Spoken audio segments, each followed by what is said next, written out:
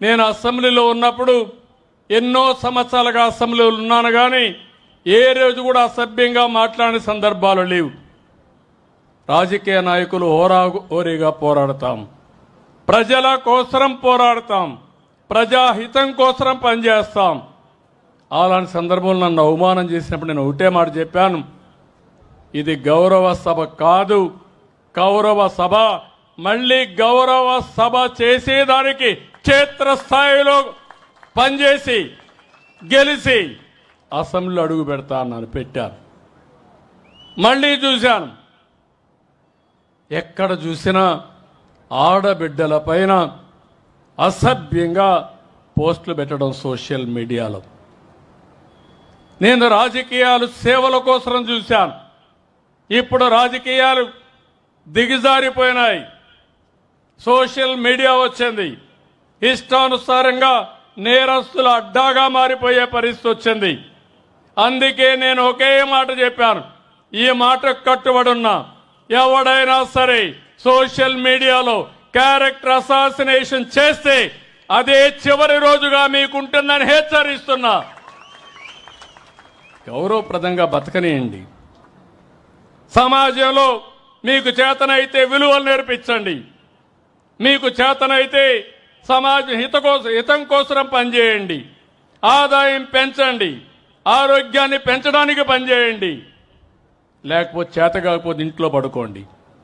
పిల్లలకు నేరాలు నేర్పించండి, రౌడీజం నేర్పించద్దండి.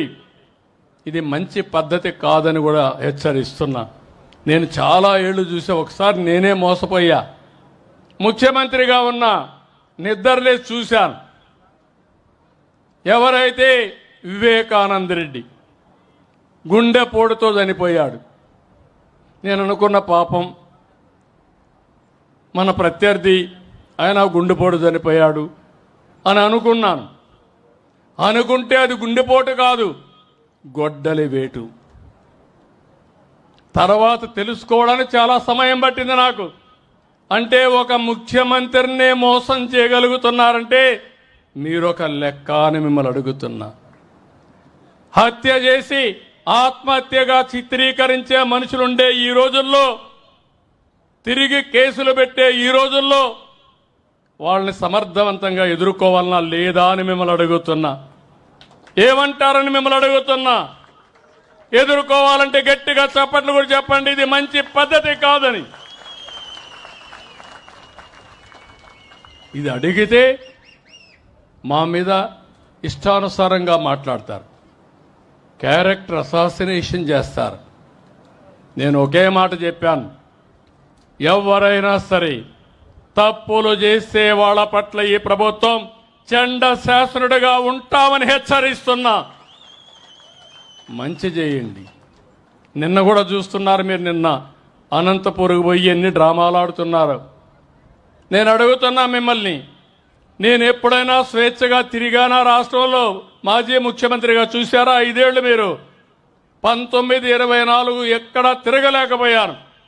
ఇప్పుడు ఎవరు ఎక్కడ తిరగాలన్నా ఇబ్బంది ఉందా అని మిమ్మల్ని అడుగుతున్నా.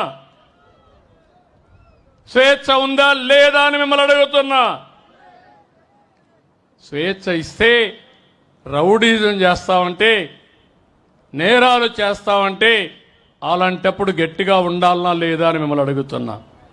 ఇలాంటి ఉన్నప్పుడు మీరే చూశారు, ఈ ప్రభుత్వం అభివృద్ధి కోసం ఉంది తప్ప ఇంకొకటి కాదు.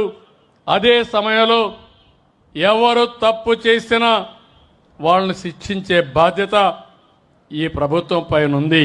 ఆ విషయం కూడా మీకు విజ్ఞప్తి చేస్తున్నా.